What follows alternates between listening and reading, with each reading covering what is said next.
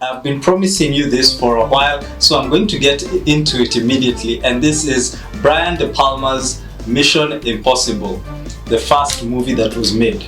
There was a series earlier, I think in the 80s, which was really nice, but the first time that we actually got onto the big screens in terms of Mission Impossible was Brian De Palma's 1996 Tom Cruise starring Mission Impossible. It had, I think, John Voight and many others, Ving Rhames and many other people who made this picture a blockbuster for the year. I was only 12 years old, but I remember watching it in the big screen and I really enjoyed this. The story was so concisely packed in a way that the action did justice to the flow without it being boring, without it being generic. It just brought so many cool things that would even be parodied up till now in spoofs and other movies, because of how new these things were and how creative these things were portrayed for us then when we watched Mission Impossible, which is basically Mission Impossible 1.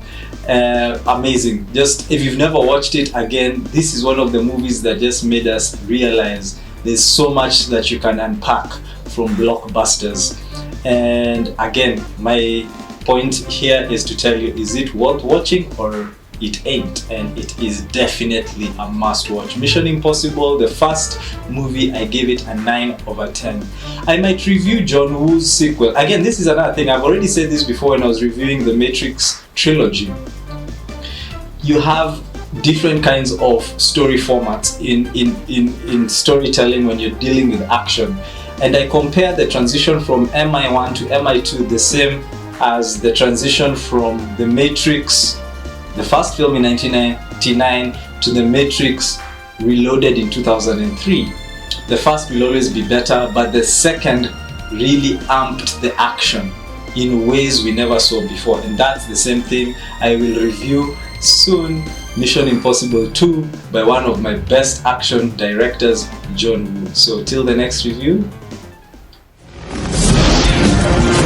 This whole operation was a decoy. I can understand you're very upset. You've never seen me very upset.